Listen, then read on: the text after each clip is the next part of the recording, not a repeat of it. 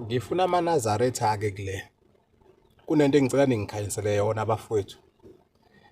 Esontweni nithi umuntu uphethwe izibongo eziwu-4. Zonke lezi zibongo ufuna azinikelele.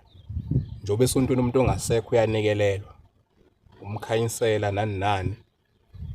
Isibongo sakubo kayise, esasekhabonina, esekumalume likanina wakhe, esekumalume likayise wakhe.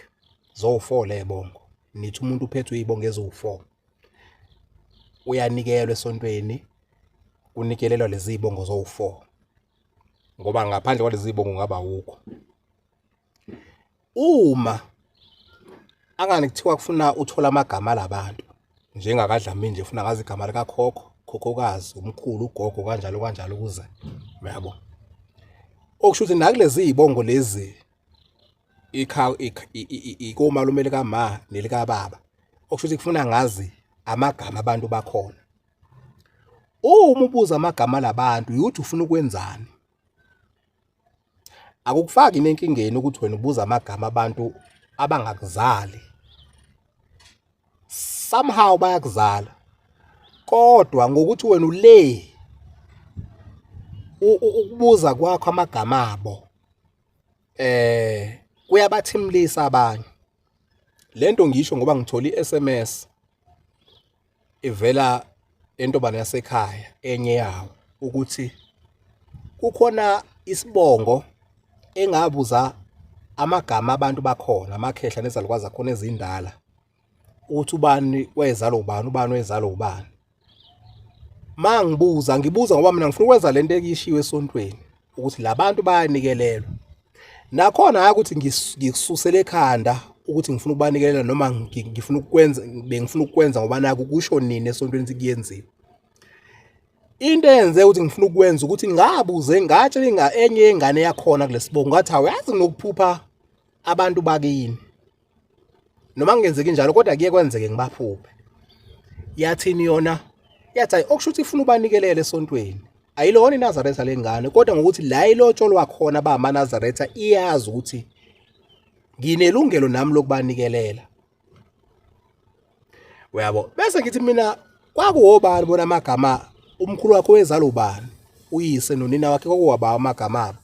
Athakazi. Ngithi mina we inkinga ke leyo. Sihlukane kanjalo. Bese ngibuza umfana kubo bengisane number yakhe ngingakayishintshi le phone bengine number yakhe efonini le bengiyiphatha. Ngimbuze naye. Athena ayi akabazi. Ngithi mina undoda ungaka ubaza awazi umkhulu wakho wezalo ubani. Hayi akazi. Ayike ngeke vele le yethu ke enye iningi layo ayezinaki izinto. Uyabo. Igcina ngibuza omunye u-aunt. Ngeke ngisho ukuthi uzalwa nobaba noma uzalwa noma. Ngibuze kuyena ukuthi lapha komalume wakho amakhehla khona kwakuwobani. UyiNazaretha ke na uyayazi lento ngithi ngifuna ukuyenza. Yabo ayangitshela ukuthi hayi ubani kwakubani kwawubani kanje kanje. Igcina nginganikelanga futhi. Yabo. Esontweni ke nje mina nje ngihlale ke ngingayike ngeke ngihlehleke ngichaze ke ngangayikhuluma leyo ngihlale nje esontweni ngingayi mina. Yabo. Manje sengithusa mangithola le SMS ukuthi hawu ukubuza kwami lamagama kulesibongo kuyabathimlisa ukuthi ngiwabuzelani wayebuzwa yimina ngifuna ukwenzana amagama khona okusho ukuthi ngathi ngifuna ukuganga uyayibona into enjalo. Lapho ngangaphupha elinye lamakhehla khona. Lo ngithi ngambuza engithi u-aunt kumina uthi malume kule khehla. Le khehla ngaliphupha lahamba lingasabona emehlweni selidonswa ngengalo. Lidonswa abazukulu nezingane zabazukulu. Ngiliphupha mina liphumputha indlela yabona ukuthi libheke ekhaya. Bese ngithi mina emkhulu wathi ngikudonse ngihambise ekhaya. Ngilidonse ngilihambise ekhaya. Bese ngivuke kuseni ngitshela indodana yalo ngangisene number indodana yalo. Ngimtshela ukuthi awuyazi ndoda ngiphuphe ikhehla ubaba wakho. Kanje kanje ngimdonsa ngengalo kazi ngomfaka eroundini lo ashone esehlala kuwona. Leli iphupho mangilibuka alikho right. Ukuthi umuntu ahambe engaboni emehlweni uphinde umphuphe engaboni emehlweni. Ebesethi lo mbhemi vele naye lento uNazaretha usondele kakhulu kuyona. Uyazi umuntu ongasekho uyanikelela. Athi okusho ukuthi ufuna ngimnikelele mangithola ithuba ngempela iyakhuluma lento. Abonge futhi ukuthi ngimtshele le iphupho. Ngithi hayi nami malivele ithuba ngiyomnikelela uyabo. Ngimtshele futhi lo mbhemi ngithi ngambuza ukuthi umkhulu wakhe uzalo bani. Ngangimbuza lona le khehla wethu umkhulu wakhe lona le khehla ngaliphupha. Ukuthi lizalo ubani lo athakazi. Na ngiphinde ngimxoke le phupha. Ngiphupha le khehla ngilidonsa ngengalo ngazolifaka lapha kini egcekeni. Uyabo?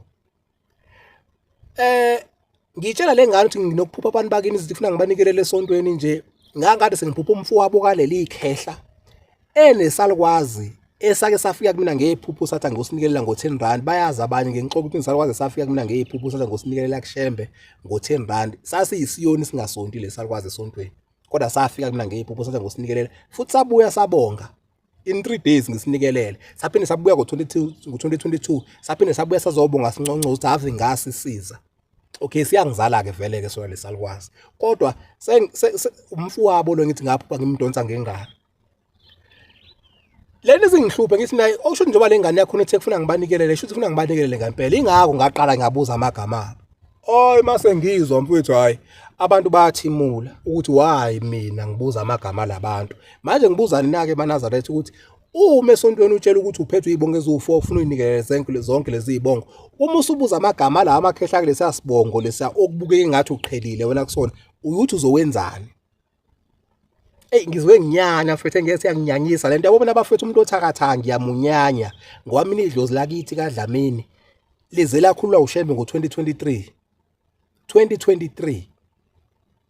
thina mfethu ngendlela mina ngeke ngasokola ngayo ngisokuliswa nomsamo uthi umsamo wasekhaya nje kuthiwa usetshenziswe futhi besiyibonela nathi ekhaya ubukuhlabilwa ningafiki iphupho ubone ukuthi ayikho lento obuyenza mina ngumuntu ophuphayo mina kodwa nje bungaphuphi umuntu kaDlamini ngokuthi uma uxakekile ugcina uzwela umuntu nje wasemndenini athi hayi na u100 akuye kuloya muntu ngize kuthi uyahlola akakubhekile izinto zakho bonke labantu befe basho bathi idlozi lakini nje ekhabo babakho nje khohlwa nje yilona okungcono vele usebenzisela sekhabo uma wakho ngoba leli lakubuka baba wakho indaba yala yikho yazi athi intombazana yasekhaya behlangane nomunye engangijola naye ngaleso sikhathi bathi okushuthi kwalo umuzi wala ekhaya ufuna vele ushintshwe isibongo kuthi uyikaphungula kubiza isibongo sasekhabo uma ngoba kuthiwa idlozi kaDlamini alikho ngathi ayikho lonto leyo into engeke izenzeke leyo la ekhaya lo muzi wakhiwe ngezithukuthuku zababa akwazi ukushintsha ubiza esinye isibongo ubaba walobola kaphungula abantu baphungula bazofika badla izinkomo zika baba baphinde bazodla umuzi wethukuthuku zakhe la ekhaya nje kaDlamini izidlo zilingekho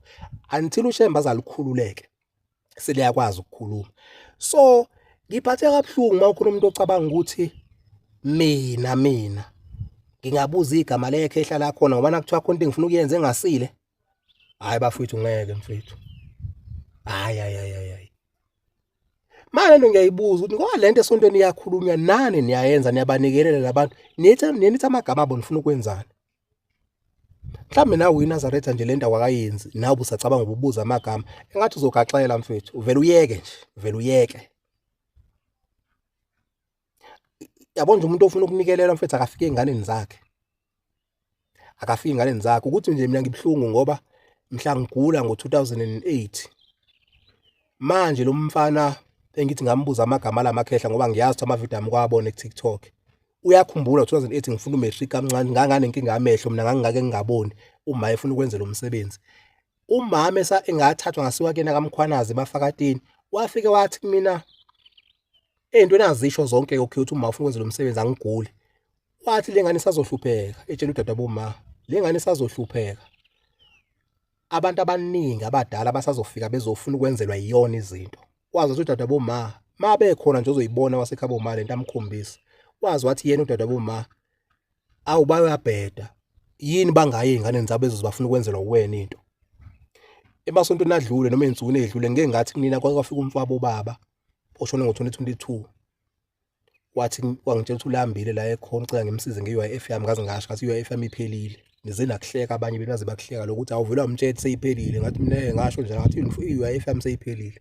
yabo ngathi mangitshela into nasekhaya lo phupho yathi yona weqinisile lo mama wathi kuwena kusazofika abantu abangasekho bezofuna ukwenzelwa uwena izinto uyabona ke manje angisafune umuntu ozokuthi ufike kumina uzongifuna into ngaphandle mengizala umkhulu njengoba kwafika uPholi kumina ugogo njengoba kwafika uMahlela kumina bese kuzoba amakhehla akaDlamini nezalukwazi zakhona nakhona angizalayo umuntu ethi uzalwa nomkhulu umzalwa nogogo akafuseke kwangempela ke manje angifuni nje ukukhuluma izinto